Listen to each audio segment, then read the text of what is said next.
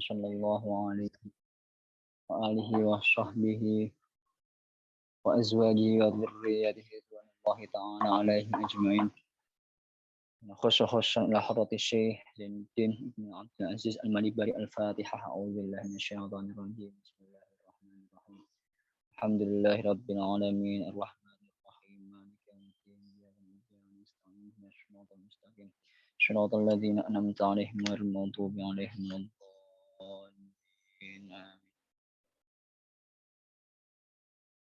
Bismillahirrahmanirrahim. Qala al-musannif rahimahullahu taala wa nafa'ana bihi wa bi 'ulumihi fid dharain amin. Minggu kemarin kita sudah membahas bahwa syarat yang kelima dari syarat-syarat salat adalah yaitu masuk waktu. Sudah harus masuk waktu. Ini bagi orang yang daimul hadas, orang yang selalu berhadas. Baik itu karena dia itu selalu bahasa Jawanya itu beser, atau karena istihadah. Jadi dia harus bersuci ketika sudah masuk waktu sholat. Ketika sudah waktu sholat. Minimal masuknya sholat itu diasumsikan. Meskipun tidak bisa tahu dengan detail, tapi itu harus diasumsi.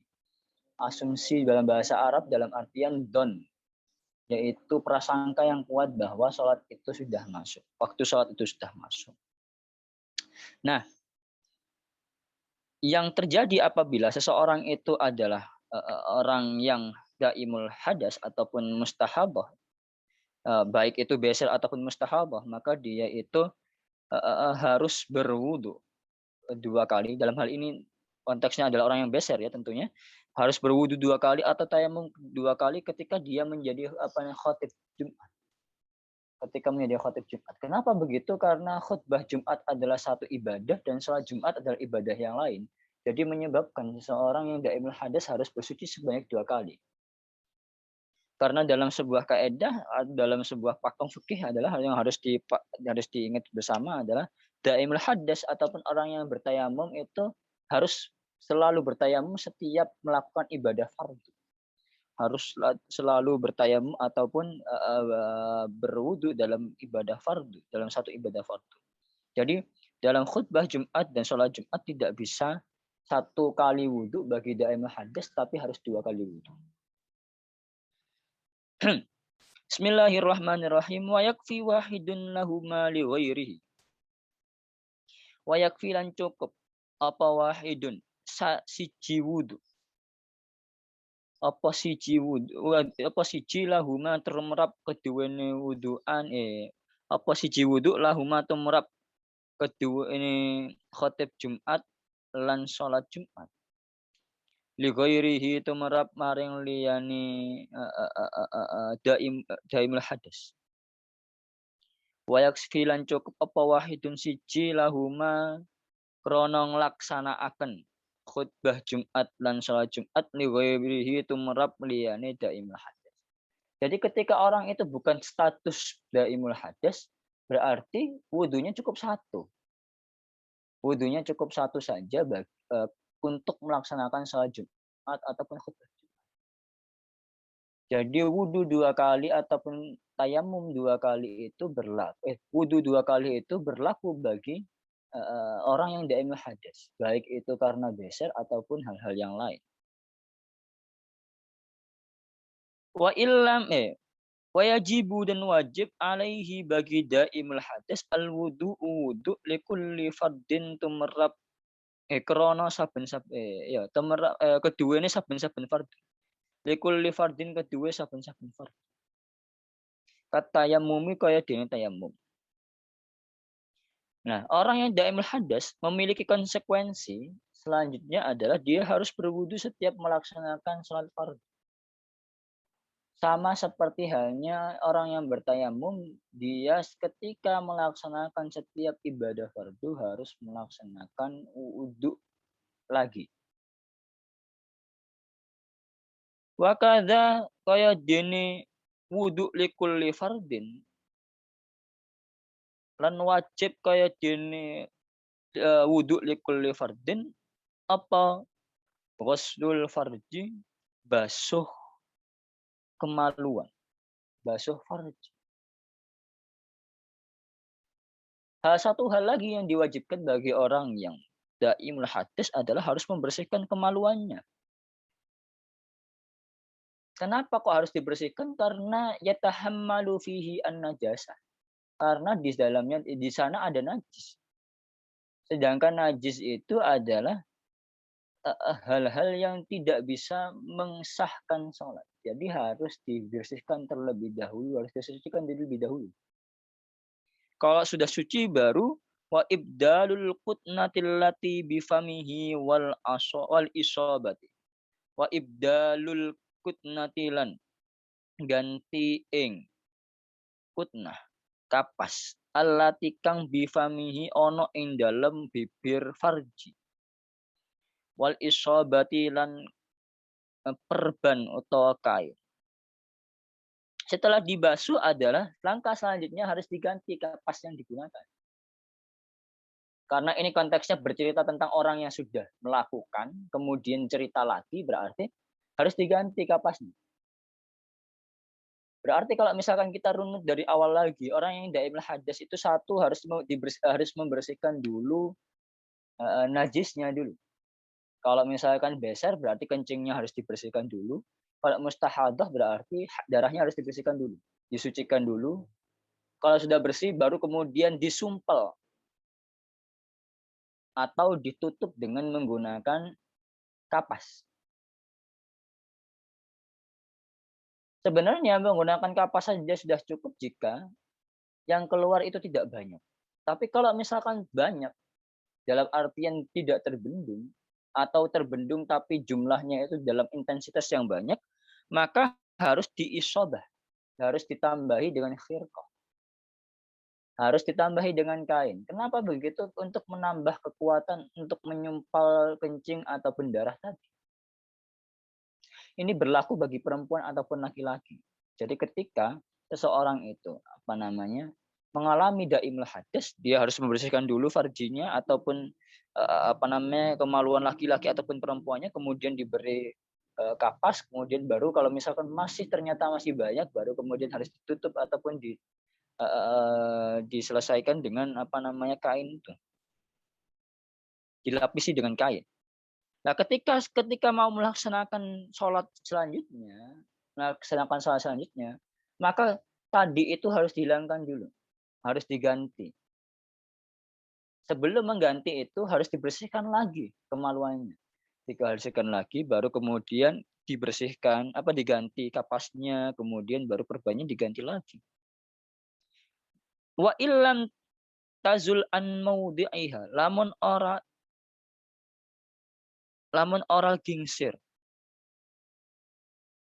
an maudhi'iha saking panggonane kutnah atau isab. Meskipun tidak memiliki perubahan, tidak berubah, ataupun posisinya masih di situ, ataupun tidak ada perubahan sedikit, tidak kelihatan najisnya atau bagaimana, pun tetap harus diganti. Dia tetap harus diganti.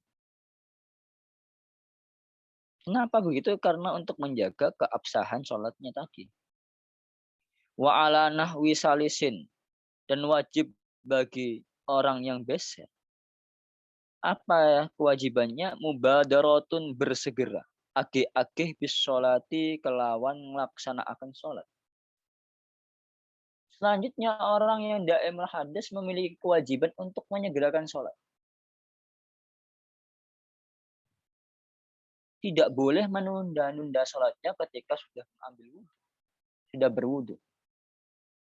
Kalau akhara, bagaimana kalau misalkan ternyata sholatnya diakhirkan? Kalau akhara lamun nakhiraken sinten wong, sinten daimul hadas. Tapi ngakhirna iku limaslahatiha, krana maslahate sholat. Kalau diakhirkan sholat, kalau sholat itu diakhirkan tapi karena kemaslahatan sholat, contohnya kan tidhori jamaatin, kaya dene nunggoni jamaah, ngenteni jamaah, au Jumat, au Jumu'atin, utawa sholat Jum'ah. seperti menunggu jamaah atau Jumat. Wa in akhirat lamun toh ngakhiraken lamun wa in akhirat lamun toh dadi akhir apa jamaah utawa Jumat an awal waktu saking awal waktu, meskipun toh dalam masa menunggunya tadi itu ternyata jamaahnya atau sholat Jumatnya itu bergeser dari waktunya, dari awal waktunya. Jawabnya cik sendiri. Wakadhihabin ila masjidin. Wakadhihabin ila masjidin. Termasuk mashat sholat itu adalah kayak dene. Wakadhihabin kayak dene lungo ila masjidin tumerap maring masjid. Bagaimana kalau misalkan seseorang itu mengakhirkan sholatnya, tapi mengakhirkannya bukan karena hal-hal yang tidak penting, tapi limaslahat sholat. Kayak seperti menunggu sholat jamaah, menunggu sholat Jumat, atau pergi ke masjid. Itu kan berarti ada jeda dari berwudhu ke pelaksanaan sholat. Bagaimana begitu itu? Maka lam yadurroh, tidak membahayakan. Lam yadurrohul orang bahayani, apa intidorun hu ing sholat. Hu ing wudhu. Lam yadurrohu orang bahayani, apa takhir. Jawab saya pula lam yadurrohu orang bahayani, apa takhir hu ing wudhu. Jadi kalau misalkan masa penungguannya mengakhirkan sholatnya itu karena maslahatus sholat, ya berarti dia itu tidak berpengaruh apapun terhadap wudhunya. Wudhunya tetap boleh digunakan untuk sholat meskipun toh ada jangka waktu yang panjang. Kayak tadi itu wa in akharat an awal waktu, meskipun toh waktu sholatnya itu bergeser dari awal waktunya, berarti kan ada jangka waktu yang panjang dari wudhu pelaksanaan sholat. Tapi karena maslahatus sholat lam yadurrahu, tidak membahayakan takhir itu, tidak berdampak apapun terhadap wudhunya seseorang. Tidak berarti mafhumu kholafahnya kalau misalkan setelah berwudhu dia itu ada hal-hal yang membuat dia tidak melaksanakan sholat, tapi takhirnya itu bukan karena maslahatus sholat, seperti makan, minum, itu misalkan kan bukan berkaitan dengan maslahatus sholat, maka itu hal-hal yang bisa menyebabkan wudhunya itu harus diulang. Konsekuensinya, kalau daimul hadas bukan hanya wudhunya yang diulang, tapi harus membersihkan lagi farjinya, harus mengganti lagi kapasnya, dan sebagainya. Lebih ribet lagi kalau misalkan dia itu mentakhir karena bukan maslahatus sholat. Tapi kalau maslahatus sholat sepanjang apapun itu tidak bermasalah terhadap sesucinya dia tadi. Nah, sudah. Syaratnya sudah selesai. Wa furudul wudu'i sittatun.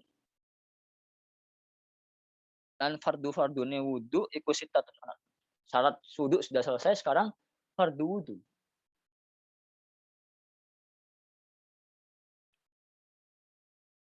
Syaratnya 5, mari sekarang ada fardu wudu. Fardu wudu itu 6. Ahaduha utawi salah siji sita. Iku niyatu wudu'in. Niat wudu. Au adai fardi wudu'in.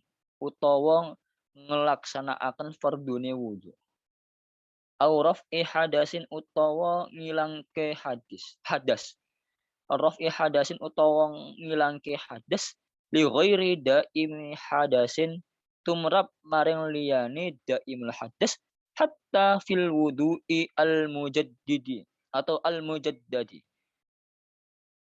Najan toh ing dalam wudu kang den anyar-anyari. Awit taharati anhu utawa sesuci anhu saking hadas. Awit taharati utawa sesuci linahwis sholati krana nglaksanakaken salat mimma setengah saking barang layu bahu kang ora diwenangaken apa ma illa bil wudu kejaba nganggo wudu. Au istibahati muftakirin utawa ngewenangaken sesuatu kang butuh ila wuduin tumrap marang wudu. Pas sholati kaya dini sholat wa masil mushafi lan demek mushaf. Sekarang kita udah mulai masuk di fardunya wudhu. Fardunya wudhu ada 6. Satu yaitu adalah niat. Niat di sini langsung diberi qayyid sama muallifnya harus menggunakan redaksi adai fardhi wudhu'in. Harus ada redaksi fardhi wudhu'innya. Yang kedua, kalau bukan fardhu wudhu boleh menggunakan raf'i hadasin. Tapi dengan catatan ketika menggunakan raf'i hadasin itu tidak diperbolehkan bagi daimul hadas. Kenapa kok daimul hadas tidak diperbolehkan? Karena statusnya daimul hadas itu seperti kayak orang tayamum, yaitu hanya istibahatul mustakir. Hanya statusnya itu hanya status minta diperbolehkan. Statusnya orang daimul hadas itu minta diperbolehkan. Jadi tidak diperbolehkan raf'ul hadas. Kenapa begitu? Karena dia berada di status yang istibahah. Minta diperbolehkan. Kenapa kok harus statusnya harus istibahah? Karena dia membawa najis, Mas. Statusnya dia itu masih membawa najis dan sedang membawa hadas. Karena masih membawa hadas, maka statusnya adalah masih istibahah. Oleh karena itu nggak boleh menggunakan redaksi raf'ul hadas bagi orang yang daimah hadas. Nah, kedua syarat tadi itu fardul wudhu ataupun raf'ul hadas itu tetap diwajibkan, digunakan redaksinya meskipun dalam keadaan wudhu yang tajdid. Dalam artian orang itu sudah punya wudhu kemudian wudhu lagi. Maka ketika wudhu lagi itu harus tetap menggunakan raf'ul hadas ataupun fardul wudhu, ada fardul wudhu. Tentu ini ada perdebatan panjang yang disebutkan di I'anat Thalibin. Imam Ar-Romli, Syamsuddin Ar-Romli itu nggak setuju. Ya sudah, mujaddid itu nggak perlu pakai fardul wudhu ataupun raf'ul hadas. Kenapa nggak pakai? Karena sudah hadasnya sudah hilang. Tapi menurut Ibnu Hajar, lebih spesifik lagi menurut mu'allif yaitu Syekh Zainuddin Ibn Aziz Al-Manibari, nggak bisa, tetap harus kena. Orang yang mujaddid ya tetap harus nawaitul wudhu ali raf'il hadasil asghari fardan. Tidak boleh menghilangkan kata-kata raf'il hadas ataupun fardul wudhu bagi yang wudhunya tajdid. Itu menurut Syekh Zainuddin Abdul Aziz. Nah, wala takfi niyatu istibahati ma yundabu lahu al-wudu'u. Tidak cukup. Wala takfilan ora cukup apa niyatu istibahati ma. Niat amrih wenange barang yundabu kang den sunataken lahu tumrap ma apa al-wudu'u wudu. Kakiraatil Qur'ani kaya dene maca Qur'an awil hadisi utawa hadis. Wa kadakhuli masjidin kaya dene manjing masjid wa ziyarati qabrin lan ziarah. Nah, ketika melaksanakan ibadah-ibadah yang sunnah untuk berwudu, maka ketika berwudu tidak cukup menggunakan apa namanya tidak cukup menggunakan niat istibahatus sunnah ketika apa namanya ingin melaksanakan ibadah yang fardu. Ibadah yang fardu. Tapi kalau misalkan hanya dalam artian wudhu itu ketika niatnya itu istibahatus sunnah, maka tidak diperbolehkan untuk digunakan untuk melaksanakan ibadah fardu. Itu namanya wala takfi niyatu istibahatu ma yundabu lahul wudhu. Wal aslu utawi asal utawi dasar dalil fi wujubin niyati ing dalam kewajiban niat iku khabaru innamal a'malu binniyat. Anging pastine amal-amal iku binniyati sahih binniyati sebab. Apa dalil kewajiban niat? Dalilnya adalah khabar innamal a'malu binniyat. Ai inna masihatuha tegese angin pastina sahih ni amal la kamaluha ora sampurnane amal. Jadi kalau menurut mazhab al-Imam Asy-Syafi'i sebuah pelaksanaan atau sebuah aktivitas apapun itu ya harus pakai niat karena ada hadis innamal a'malu binniyat. Dalam artian tingkah laku seseorang itu tidak sah kalau tidak disangkut pautkan dengan niat. Ini berbeda dengan mazhab lain yang mengatakan innamal a'malu binniyat itu bukan sahnya amal itu karena niat tapi sempurnanya amal karena niat. Dalam artian kalau misalkan diartikan sebagai sempurnanya amal itu karena niat berarti niat tidak wajib. Tapi kalau misalkan dalam mazhab Imam Syafi'i tidak bisa, dia itu menjadi kewajiban karena keabsahan sebuah ibadah seseorang itu ya tergantung niat. Kalau niatnya nggak bisa, apa namanya nggak dianggap sah, ya nggak sah juga amal. Wajibulan wajib apa kornuha barengake niat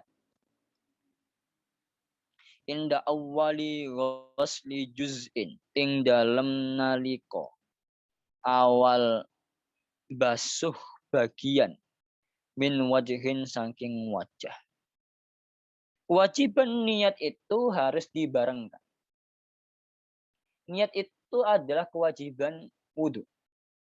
Tapi niat itu juga punya kewajiban lain di dalamnya. Apa itu? Harus dibersamakan. Harus digerakkan dalam hati bersamaan dengan membasuh. Bagian yang pertama kali harus dibasuh ketika wudhu. Apa itu? Berarti ya wajah.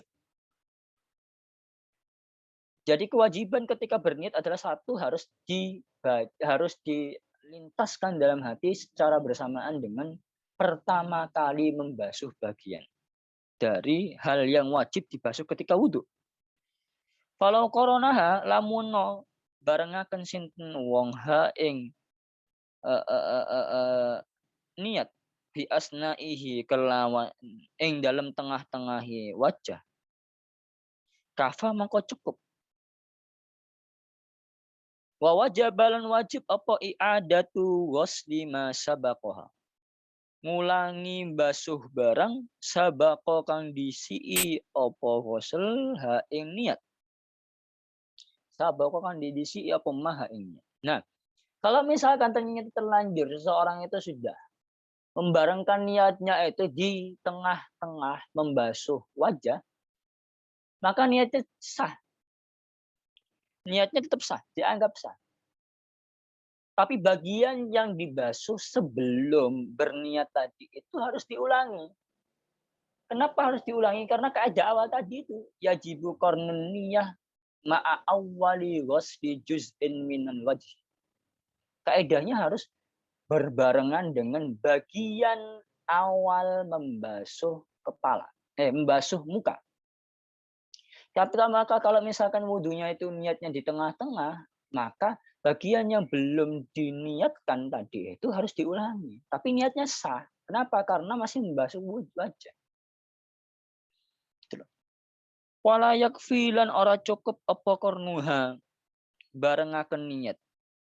Bima qablahu kelawan barang qablahu kang ing dalam sadurunge wajah. Haitsu ing dalam sekirane lam yastashibha. Ora barengaken sapa wong ha ing niat ila ghusli syai'in minhu tumrap marang basuh sewiji-wiji minhu saking wajah. Tidak membarengkan atau tidak bisa dianggap cukup membarengkan niat itu dengan hal-hal yang sebelum membasuh muka. Dalam artian basuh tangan atau dalam artian berkumur ataupun istinsyak. Itu tidak bisa. Tapi itu pun dikoyit. Itu nggak bisa dianggap tidak bisa dianggap iktiron, tidak bisa dianggap bersamaan. Dalam artian niatnya tidak bisa dianggap sah. Kalau misalkan dia itu membasuh atau berkumur ataupun istinsyaknya tadi itu tidak berbarengan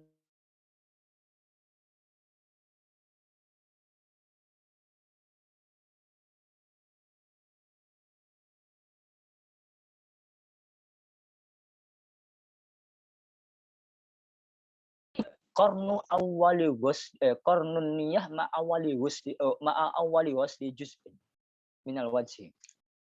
Karena bagian dari wajah nggak ada yang kena. Karena bagian wajah nggak ada yang kena, maka tidak dianggap sah niatnya. Tidak dianggap sah niatnya. Wa ma qaranaha huwa awwalahu. Wa ma utawi barang qaranaha kang ngiringi atau kang barengi ha ing niat huwa apa huwa ya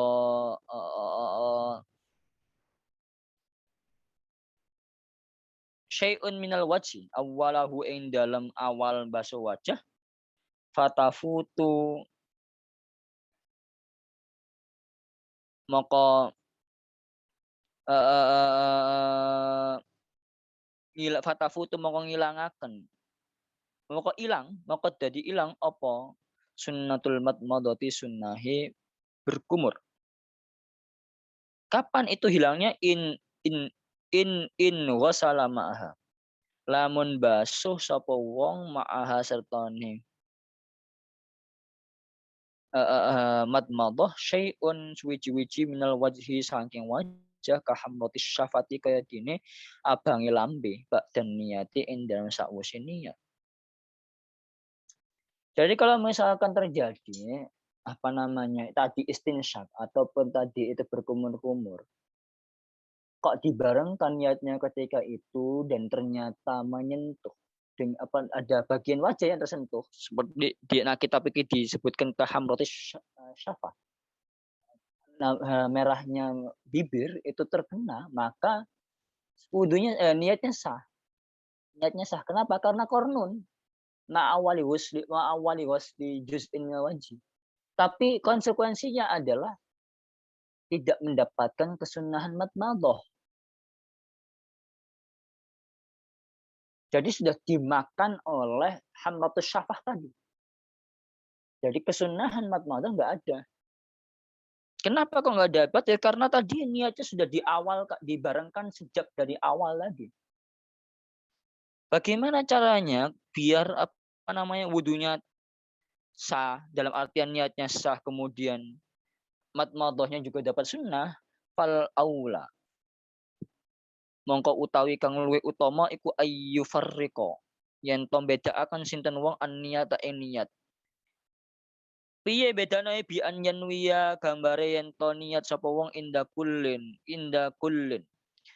ing dalem nalikane saben-saben min ghusl kaffaini saking basuh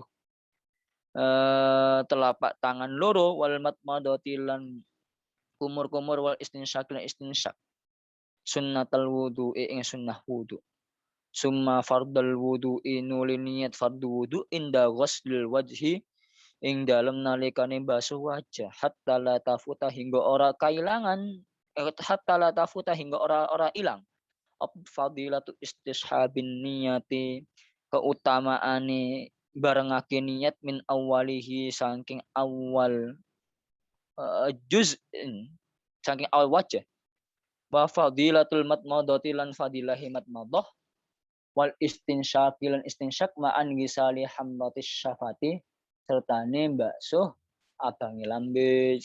Jadi kalau misalkan seseorang itu ingin dia mendapatkan fadilah sunnah dan kemudian apa namanya tidak mendapat fadilah istishabun niat,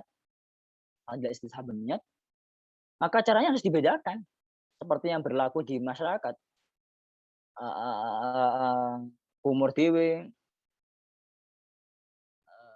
istinsyak dewe baru kemudian berniat bersamaan dengan membasuh wajah. Maka itu fadilatul istishabin niyah dan fadilatul madmadah itu tetap ada. Tapi kalau misalkan dibarengkan mulai dari madmadah itu menghilangkan fadilatul istihbab, fadilatul madmadah atau sunnatul madmadah.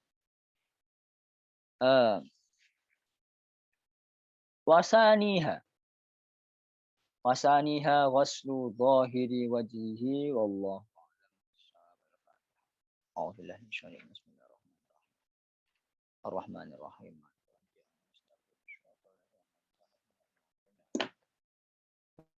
Sun.